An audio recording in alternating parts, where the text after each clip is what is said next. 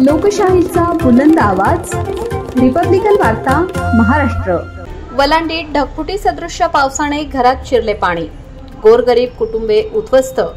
राज्यमार्गाच्या दुर्लक्षामुळे वलांडीत वाहतूक ठप्प, प्रशासनाची पाहणीची हमी।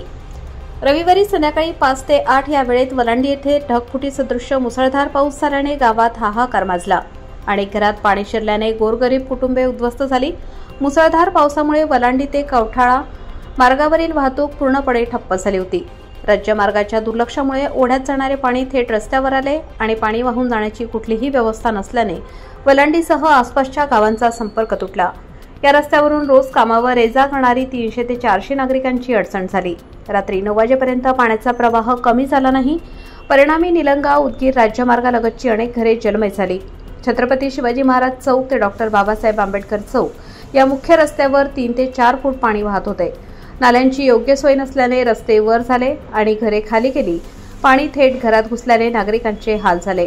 गावातील काही रहिवाशांनी व्हॉट्सअॅपद्वारे आपल्या परिस्थितीची माहिती आमच्या प्रतिनिधीला दिली। त्यावर प्रतिनिधीने तालुक्याच्या गटविकास अधिकाऱ्यांशी संपर्क साधून नुकसान भरपाईबाबत त्वरित उपाययोजना करण्याची मागणी केली आहे। संबंधित अधिकाऱ्यांनी उद्या सकाळी प्रत्यक्ष पाहणी करून पाठपुरावा करण्याचे आश्वासन दिले। मुसळधार पावसामुळे वलांडीसह परिसरातील अनेक राज्यमार्गांवरून पाणी वाहत असल्याने संगमजवळील पूल, वलांडी परगा, बोंबळी मार्ग तसेच कर्नाटक सीमेजवळील रस्ते बंद झाले। मांजरा धरणाचे पाणी वाढल्याने निलंगा उदगीर राज्यमार्ग बंद होण्याच्या मार्गावर आहे। प्रशासनाने नागरिकांना सुरक्षिततेसाठी वाहतूक टाळण्याचे आवाहन केले आहे। गाव वीरभद्र बंडाप्पा चांगला राहणार वलांडी हे पुढे दुकानं काढल्यामुळे नाली बंद झाल्यामुळे पाणी घरात शिरलं आले।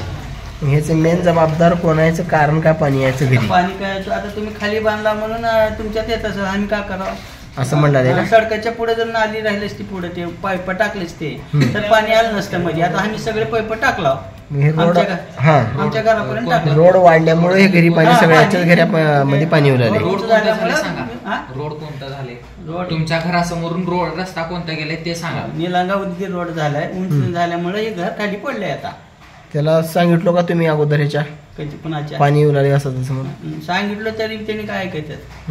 त्याने म्हणलं तुझं ह्याचं जबाबदार कोण आहे? आता लोकल प्रशासन आहे का? कोण काय कोणाला माहित आहे? तो कोणाला विचारावं। तुमच्या घरी यायचं कारण काय आहे? कारण काय? हे रोड मोठी झाली, हे रोड मोठी झाल्यामुळे गुडघ्या एवढं पाणी आतापर्यंत घरी होतं। काय पूर्ण सामान समजा भिजून पोहलाले मध्ये काय संदूक, हे शोकेस, हे अलमारी, आई वडिलाला वर बसवला इकडं पाणी भरत थांबला असं पाणी भरत थांबला खपना गेले का करा? रस्ता कोणता आहे? हे समोर गेलेला रस्ता कोणता आहे तुमचा? हे निलंगा उदगीर राज्य मार्ग। आता 5 वर्ष झालं, हे 5वा वर्ष आहे। जसं रोडचं काम चालू झालंय, प्रत्येक वर्षाला गुडघ्या एवढं पाणी पावसाळ्यामध्ये असं आमच्या घरी राहतं। तुम्ही रोडला काही बोललो नाही का? बोललो। करीम लालाला, ते रोडचे गुत्तेदार, त्याला बरेच वेळेस सांगितलो, बाबा इथं तू का केलास? 5 टिप्पर खडक घातलास आणि रोड ते उंच करून घेतलास, ते समजा पाणी अडून सनी माझ्या घरामध्ये इकडे घुसलाले, इथं पाईप घाल म्हणून त्याला बरेच वेळेस म्हणलो मी। ऐकायची भूमिका नाही। ह्याचं जबाबदार कोण आहे आता? मेन प्रशासन कोणतं? लोकल प्रशासन। ग्रामसेवकला मी अर्ज दिल्याला माझ्याकडे अर्जाची पावती सुद्धा आहे, सही शिक्क्यासोबत। मग सरपंच साहेबालाही बोललो मी, साहेब माझ्या घरामध्ये पाणी चालले। तर सरपंच साहेब म्हणले मी करीम लालाला गुत्तेदारला सांगून तिथं पाईप घालायला लावतो म्हणले। मला घालतो म्हणण्यामध्ये 5 वर्ष झाले, अजून पाईप आलं नाही। इकडून कुठून येऊ लागले पाणी? आता रोडचं पाणी मध्ये येऊ लागलंय, पूर्ण रोडचं पाणी असं मध्ये आहे समजा घरामध्ये। हो का पूर्ण हे घ्या सामानाचं? हो काय हे सामान बघा, घ्या हो काय पूर्ण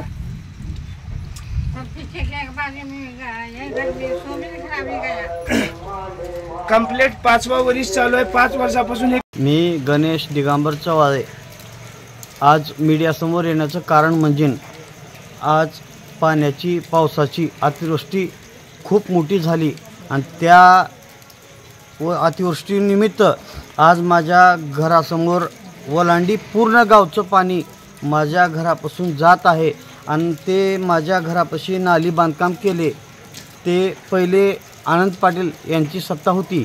त्या काळात त्यांनी छोट्या छोट्या नाल्या बांधले।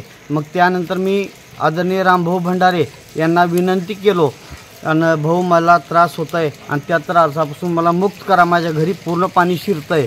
मग त्यांनी माझं ऐकले, मग त्यांनीही नाली केले, पण त्यांनी बी एक छोटी म्हणजे ते आनंद पाटील केले नाली त्यांच्यापेक्षा थोडी मोठी केली, त्याही नालीला पाणी जात नाही आणि तुंबून पाणी माझ्या घरात पलटी होत आहे आणि मला खूप त्रास आहे. आणि ह्या पाण्याचं कारण म्हणजे रामभाऊ भंडारे सरपंच आणि वरी आमच्या गावातले सौदागर हे शिलंगणचं माळ म्हणतो आम्ही त्याला, त्या माळापासून पाणी आमच्या घरापर्यंत येतं आहे. पूर्ण माझं घर खाली गावात आहे लवणात वड्याच्या समोर, त्या वड्याचा नाला फुटून माझ्या घरात पाणी शिरलं. माझ्या घरची आजची परिस्थिती अशी आहे, माझे 3 लेकरं आणि भावाचे 2 मुलं. आज माझी आई माझी वहिनी आम्ही समधी उपाशी आहोत. खरं तर मला माझ्या शेजाऱ्यानं फोन केला होता, स्वयंपाक करू नका, कुठं भानगडीत पडू नका, तुम्हाला आम्ही जेवण देतो म्हणून. आजचा दिवस आम्हाला जेवण त्यांनी दिलं आहे आणि त्या जेवणात आमचं जेवण होत आहे. इतका संकट आहे माझ्यावर, कारण गावचा पूर्ण कचरा, कुणाची वाकळ येते आहे, कुणाची उसवशी येते आहे, अनेक गोष्टी येतात, ते नाव सांगता येणार मीडियाच्या समोर. मला इतक्या घाणघाण वस्तू माझ्या घरामध्ये आलेल्या आहेत. कमीत कमी 1 ट्रक इतका गावच्या वस्तू निघतात माझ्या घरी, नारळ उतरून टाकलेले, अनेक गोष्टी. ह्याच्याबद्दल मी जास्त सांगू शकणार. आमच्या घरापाशी पूर्ण गावचं कचरा माझ्या घरात आलेला आहे आणि ह्याबद्दल मी खूप खूप टेन्शनमध्ये आहे. माझी एकच विनंती आहे, प्रशासनाने एखाद्या शेतकऱ्याच्या शेतात चुकीनं 4 गांजाचे झाडं उठले तर तिथं लातूर जिल्हा पूर्ण प्रशासन हजर राहतंय, पण एखाद्याचं घर जळालंय. आज माझं घर जळालंय, आज कुणीच आलं त्यांनी माझ्याकडे. हे माझी कळकळीची विनंती आहे, मला टेन्शन, आत्महत्या करायची माझी इच्छा आहे. आज कुणी माझ्याकडे बघायला यायला तयार नाही. मी 25 लोकांना फोन केलो, आज मला कोणी उत्तर देत नाही. याचा मला खूप टेन्शन आहे, त्रास आहे. एक सुद्धा मला कोणी उत्तर द्यायला तयार नाही. 50 लोकांना फोन केलो, कुणीच माझ्याकडे यायला तयार नाही. आज माझं घर रस्त्यावर आहे. आज लेकरं, मी, माझं भाऊ असं बाहेर झोपायच्या परिस्थितीत, झोपायची जागा नाही. मी आज चिवी आहे. 10 वाजल्यात मी जेवण केलो नाही. मला इतका त्रास आहे. रिपब्लिकन वार्तासाठी लातूर जिल्हा प्रतिनिधी Sagir Momin. Subscribe now and press the bell icon. Never miss an update.